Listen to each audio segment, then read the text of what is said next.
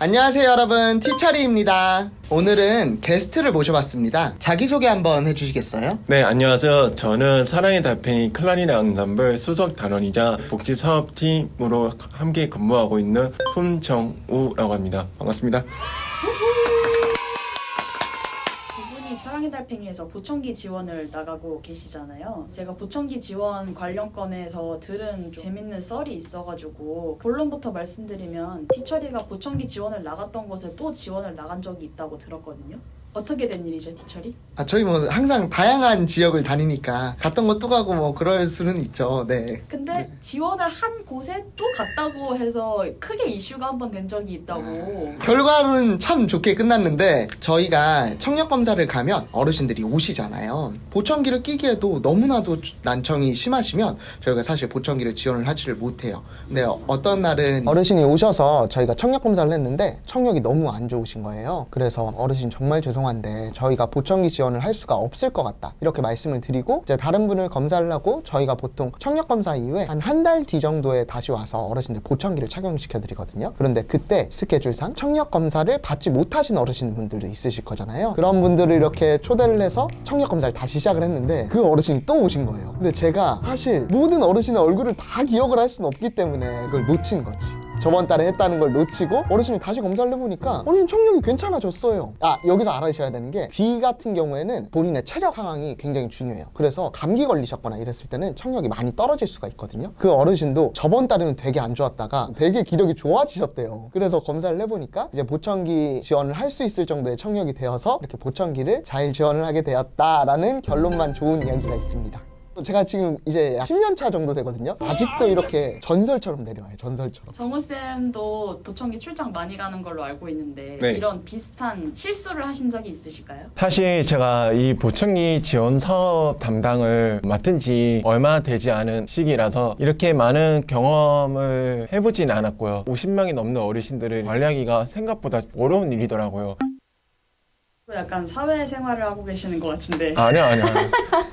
보청기의 종류는 혹시 어떤 것들이 있나요? 일단 보청기 종류는 기속형부터 시작해서 모양이 좀 큰 귀걸이형으로 6가지로 나뉘긴 하는데요. 작은 크기의 기속형 보청기는 보통 일반적으로 대화하기가 어려우신 분들이 착용하시면 잘 맞고요. 공사장에서 나는 큰 소리가 작게 들릴 정도로 듣기가 어려우신 분들은 귀걸이형을 착용하시는 게 좋습니다. 근데 사실 우리나라에서는 귀걸이형 보청기보다는 귓속형 보청기를 훨씬 더 많이 선호를 하세요. 다른 나라에 가게 되면 귀걸이형 보청기를 훨씬 더 선호를 하시거든요. 내가 지금 보청기 끼고 있으니까 너희들이 나한테 조금 더 또박또박하게 이야기해줘 라는 그런 장애를 보는 관점이 많이 다른 것 같아요. 제 미래의 목표는 보청기 끼고 있는 사람들 봐도 제가 안경 쓰고 있는 것처럼 저 사람 그냥 귀가 잘 안 들려서 보청기를 끼고 있구나 라고 모든 이들이 생각하는 그런 사회가 왔으면 하는 게 저의 작은 소망입니다. 혹시 출장 다니시면서 어려우셨던 점 있나요? 저는 티처리한테 한번 여쭤보고 싶은 게 있는데요. 제가 사실 청각장애가 있다 보니까 사람들의 말을 100% 정확하게 듣지를 못해요. 더군다나 연세가 있으신 분들을 대상으로 좀 많이 나갔었는데 잘 들리시지도 않으시고 말씀하시는 부분에서 저한테는 정확하게 들리지가 않아서 청력 검사나 착용을 안내 드릴 때 소통이 잘 안 됐던 부분들이 좀 있었어요. 어르신들에게 응대를 하는 부분에서 팁 같은 게 좀 있으실까요? 어르신들마다 각자 성향이 다 다르시잖아요. 그래서 처음에 만났을 때 몇 마디 정도 해보고 나서 어르신 성향을 빠르게 파악하는 게 가장 좋을 것 같아요. 어떤 어르신은 손자처럼 해주는 걸 더 좋아하시는 어르신들이 있고 깍듯하게 예의 바르게 해주시는 걸 좋아하시는 분들이 있어요. 그런 어르신에 따라서 성향을 잘 파악해서 대해주시는 게 약간의 팁이라고 생각합니다. 예, 범절. 그럼 길을 잘 열어서 눈치 빠르게 잘 해보도록 하겠습니다. 감사합니다. 혹시 두 분 본인이 했던 가장 아찔했던 실수 있어요?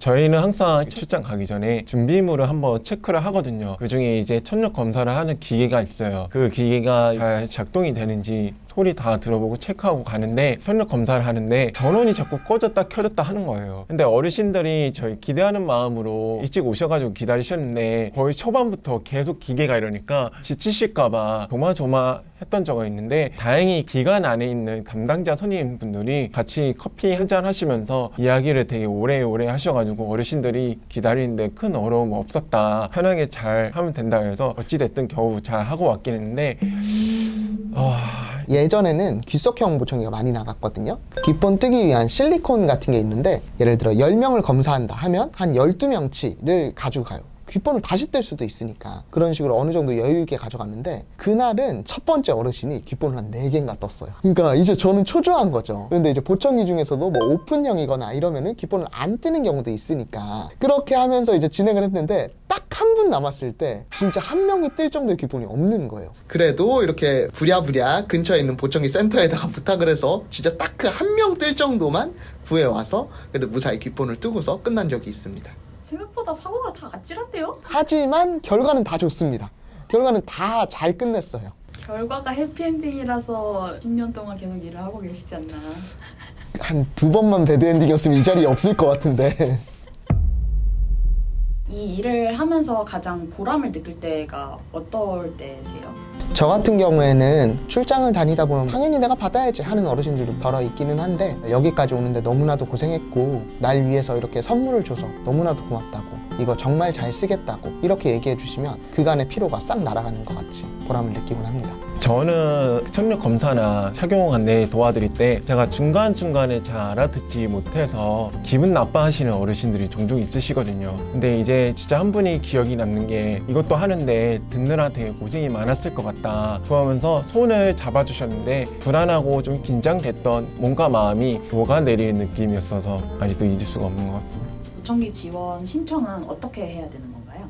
저희 사랑의 달팽이 홈페이지에 들어가 보시면 보청기 신청하는 허가 있어요. 본인의 정보를 잘 기입해 주시면 저희가 확인하고 연락을 드려서 어떤 서류가 필요한지 안내를 드릴 거예요. 서류를 준비하셔서 저희한테 보내주시면 심사 결과에 따라 선정이 되면 보청기를 지원을 받을 수 있게 도와드리고 있습니다. 오늘은 저와 같이 보청기 지원 사업을 진행하고 있는 손정웅 선생님이랑 같이 이야기를 해봤는데요. 오늘 소감 어떠셨을까요? 보청기 출장을 다니면서 몰랐던 그리고 좀 어려웠던 점들을 티처리를 통해 좀 많은 것을 알 수 있게 되어서 도움이 되었고 다양한 이야기들을 들을 수 있었어 가지고 재밌었어요. 지금까지 티처리 손정우였습니다. 다음 시간에 만나요. 저희 제일 높이 계시는 분 한마디씩 하실래요? 최선을 다해서 열심히 하겠습니다. 정말 열심히 하겠습니다. 저는 잘하겠습니다.